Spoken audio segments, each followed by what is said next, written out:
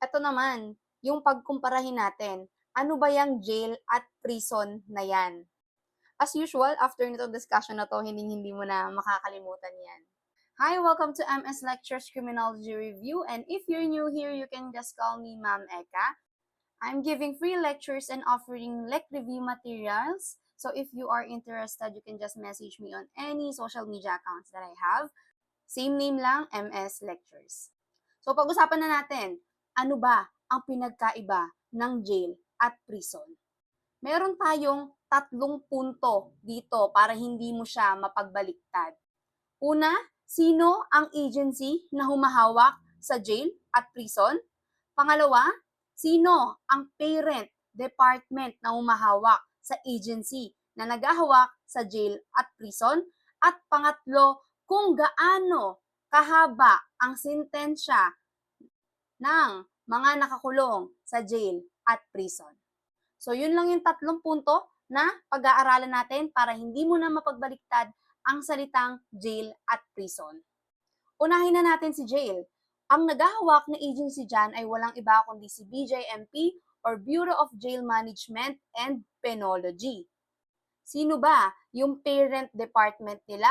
Si DILG. Under ng DILG ang BJMP, which is yung BJMP siya yung naghahawak ng ating mga jails. At ito yung pinaka-importante sa lahat, gaano kahaba ang sentence ng mga nakakulong sa jail. Tatandaan mo ha, mahalaga yan, 3 years and below. Ibig sabihin, kasama ba ang 3 years? The answer is yes, kasama ang 3 years. May tip akong bibigay sa'yo mamaya para hindi ka malito sa ganyan. Usually, ang mga nasa loob ng jail ay mga short-term prisoners or yung mga detainees. Once again, tandaan mo na si jail ang naghahawak niyan ay BJMP, under yan ng DILG or Department of the Interior and Local Government. At ang pinaka-importante ay yung sentence length which is 3 years and below. And yes, kasama ang 3 years sa bilang. Ano naman pag sinabi nating prison? Ayan, natatakpan ko yung huling text. So, si prison naman ay ang agency na naghahawak kay prison ay si BUCOR or Bureau of Corrections. And under yan ng Department of Justice. At ang pinaka-importante sa lahat, yung service length, kung gaano ba kahaba yung mga sentensya ng mga convicted offender na nasa loob ng prison. Walang iba kundi more than 3 years. Ma'am, kasama ba 3 years dyan? Hindi. Kasi pag 3 years yan, ibig sabihin saan yan? Kay jail. Na kay jail yan kung 3 years yan. More than 3 years, ibig sabihin 3 years and 1 day pataas. Ganito technique dyan para hindi mo makalimutan yan. Pag nauna yung number, tandaan mo, pag nauna yung number, 3 years. Okay, nauna yung number, 3 years and below, jail yan.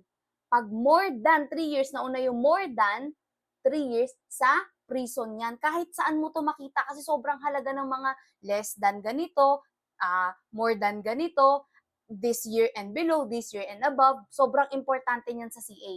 Kaya ang technique ko dito, pag nauna yung number, kahit anong number ba yan, okay? Pag nauna yung number and below or above pa yan, alam ko na, matik yung number na yan, kasama yan.